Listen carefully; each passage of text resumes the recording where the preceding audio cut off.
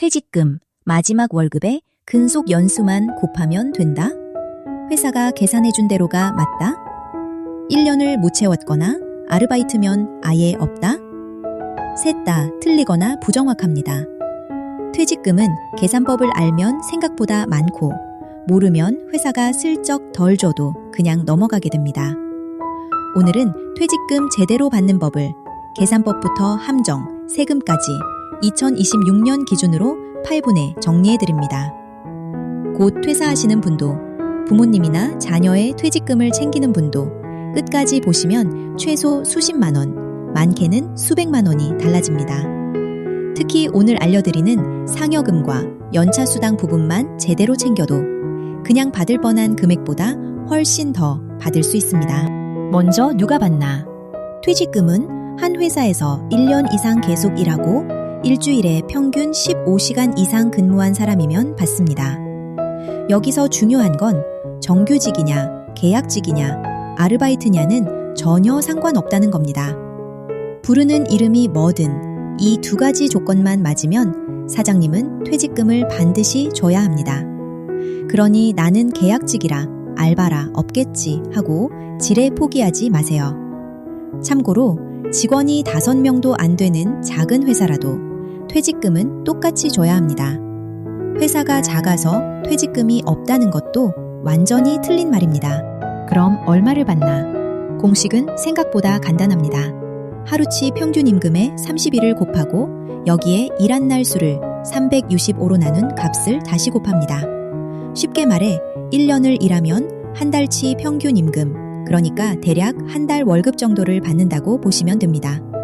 10년을 일했으면 10달치, 이런 식으로 근속 연수만큼 차곡차곡 쌓이는 구조입니다. 1년을 딱 채우지 못하고 예를 들어 6개월만 더 일했다면 그 기간도 날수로 계산해 반달치 정도가 더 붙습니다. 그러니 몇 달 더 다닌 것도 그냥 사라지지 않습니다. 여기서 제일 중요한 게 바로 평균 임금입니다. 많은 분이 평균 임금을 그냥 기본급이나 마지막 달 월급으로 착각하시는데 아닙니다. 평균 임금은 퇴직하기 직전 3개월 동안 받은 임금 전부를 그 3개월 날수로 나눈 겁니다. 기본급뿐 아니라 각종 수당, 야근 수당, 식대까지 다 들어갑니다.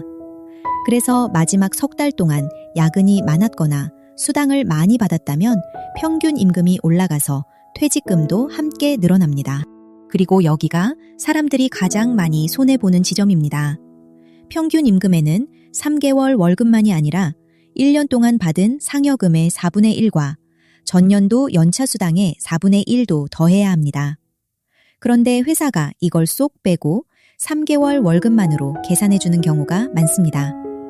특히 상여금이 있는 회사라면 이걸 빠뜨리는 것만으로 퇴직금이 수십만 원에서 수백만 원까지 줄어들 수 있습니다.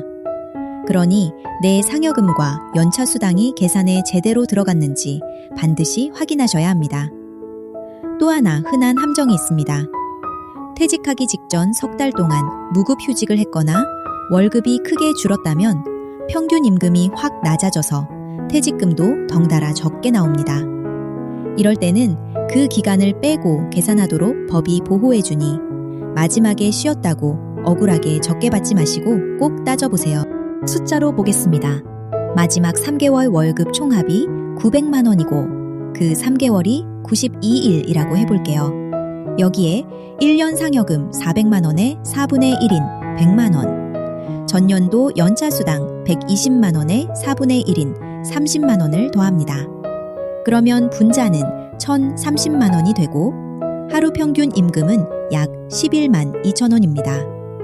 여기에 30일을 곱하면 1년치 퇴직금이 약 336만 원. 그런데 만약 상여와 연차를 빼고 900만 원만으로 계산했다면 하루 약 9만 8천 원, 1년치가 약 294만 원입니다. 1년만 따져도 40만 원 넘게 차이가 나고 근속이 길면 이 차이는 몇 배로 불어납니다. 받는 시점도 법으로 정해져 있습니다. 퇴직금은 퇴사한 날부터 14일 이내에 줘야 합니다. 만약 이 기한을 넘기면 회사는 연 20%의 지연이자까지 얹어서 줘야 합니다. 그런데도 안 준다면 그건 명백한 임금체불이고 고용노동부에 진정을 넣으면 됩니다. 참고로 임금 명세서를 안 주거나 계산 내역 공개를 거부하는 것도 과태료 대상이니 당당하게 상세 내역을 요구하세요. 진정은 고용노동부 홈페이지나 가까운 노동청에서 할 수 있고 비용은 들지 않습니다. 사장님이 무섭다고 좋게 헤어졌다고 그냥 넘어가지 마세요. 내가 일한 대가는 법이 보장하는 내 권리입니다. 요즘은 퇴직금을 회사 금고가 아니라 퇴직연금으로 쌓는 곳이 많습니다. 2026년부터는 모든 사업장에 퇴직연금이 단계적으로 의무화됩니다. 종류는 셋인데 DB형은 회사가 알아서 굴려 정해진 금액을 주는 것, DC형은 회사가 넣어주면 내가 직접 굴리는 것, 그리고 IRP는 그 돈을 내 개인 계좌 하나에 모아서 관리하는 겁니다. DB형은 회사가 책임지니 안정적이고 DC형은 내가 잘 굴리면 더 불릴 수도 있지만 손실 위험도 내가 지게 됩니다. 어느 쪽이든 퇴직할 때 이 돈은 보통 IRP 계좌로 옮겨서 받게 되니 미리 IRP 계좌 하나쯤 만들어두면 편합니다. 세금도 꼭 챙기세요. 퇴직금에도 퇴직소득세가 붙는데 한꺼번에 현금으로 받는 대신 IRP 계좌에 넣어두고 만 55세 이후에 연금으로 나눠 받으면 이 세금을 30에서 40%까지 깎아줍니다. 게다가 그 사이 계좌에서 굴린 수익에 대한 세금도 밀어주니 당장 목돈이 급하지 않다면 IRP로 받아 연금으로 타는 게 훨씬 이득입니다. 반대로 퇴직하자마자 전액을 현금으로 뺐으면 퇴직소득세를 그대로 다 내야 하니 그만큼 손해입니다. 그러니 급한 사정이 아니라면 일단 IRP에 넣어두고 천천히 결정하셔도 늦지 않습니다. 그럼 내 퇴직금이 맞게 나왔는지 어떻게 확인할까요? 가장 쉬운 건 고용노동부 홈페이지에 있는 퇴직금 계산기입니다. 내 3개월 월급과 상여금, 연차수당을 넣으면 정확한 금액이 바로 나옵니다.